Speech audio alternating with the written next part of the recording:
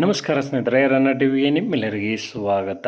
Colours Kannada ವಾಹಿನಿಯ ಜನಪ್ರಿಯ ಧಾರಾವಾಹಿಗಿರುವ ಭಾಗ್ಯಲಕ್ಷ್ಮಿ ಧಾರಾವಾಹಿಯು ಇದೇ ತಿಂಗಳು ತನ್ನ ಕತೆಗೆ ಅಂತಿಮವಾಗಿ ವಿದಾಯವನ್ನು ಹೇಳಲಿದೆ. ಇದರ ಬಗ್ಗೆ ಇಂದಿನ ವಿಡಿಯೋದಲ್ಲಿ ತೆಗೆದುಕೊಂಡು ಬರೋಣ. ನೀವು ಸಹಿತ ಈ ಧಾರಾವಾಹಿಯನ್ನು ಇಷ್ಟಪಡೋದಾದರೆ ಈ ವಿಡಿಯೋಗೆ ತಪ್ಪದೇ ಒಂದು ಲೈಕ್ ಮಾಡಿ. ಭಾಗ್ಯಲಕ್ಷ್ಮಿ ಧಾರಾವಾಹಿ ಕಲರ್ಸ್ ಕನ್ನಡದ ಜನಪ್ರಿಯ ಮತ್ತು ಟಾಪ್ 1 ಆಗಿದ್ದ ಧಾರಾವಾಹಿ. ಅತಿ ಹೆಚ್ಚಿನ TRPಯನ್ನು ಪಡೆದುಕೊಳ್ಳುತ್ತಿದ್ದರೂ ಸಹಿತ ಈ ಧಾರಾವಾಹಿ ಇದೀಗ ತನ್ನ ಕತೆಗೆ ಸುಖಾಂತ್ಯವನ್ನು ನೀಡಲಿದೆ. 2022 ಅಕ್ಟೋಬರ್ 10ರಿಂದ ಆರಂಭಗೊಂಡಿದ್ದ ಈ ಧಾರಾವಾಹಿಯು ಆರಂಭದಲ್ಲಿ ಅಕ್ಕ ತಂಗಿಯರ ಕಥೆಯಾಗಿತ್ತು. ಆನಂತರ ಅಕ್ಕನ ಕಥೆಯೇ ಬೇರೆ, ತಂಗಿಯ ಕಥೆಯೇ ಬೇರೆ ಆಗಿ ಲಕ್ಷ್ಮೀ ಬಾರಮ್ಮ ಎಂಬ ಧಾರಾವಾಹಿಯು ಆರಂಭಗೊಂಡು ಅಂತ್ಯವನ್ನು ಕಂಡಿತು. ಇದೀಗ ಭಾಗ್ಯಲಕ್ಷ್ಮಿ ಧಾರಾವಾಹಿಯು ಸಹಿತ ತನ್ನ ಕತೆಗೆ ವಿದಾಯವನ್ನು ಹೇಳಲಿದೆ.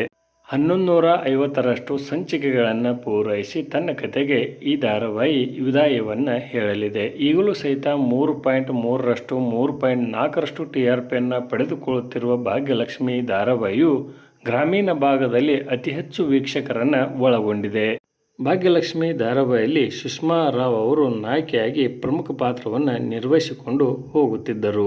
ಅನೇಕ ವಾರ ನಂಬರ್ 1 ಧಾರಾವಾಹಿಯಾಗಿದ್ದ ಭಾಗ್ಯಲಕ್ಷ್ಮಿ ಧಾರಾವಾಹಿಯು ಇದೇ ತಿಂಗಳ ಅಂತ್ಯದಲ್ಲಿ ತನ್ನ ಕತೆಗೆ ವಿದಾಯವನ್ನು ಹೇಳಿ ಹೊಸ ಧಾರಾವಾಹಿಯಾದ ಅಗ್ನಿಸಾಕ್ಷಿಗೆ ತನ್ನ ಪ್ರಸಾರದ ವೇಳೆಯನ್ನು ಬಿಟ್ಟು ಕೊಡಲಿದೆ.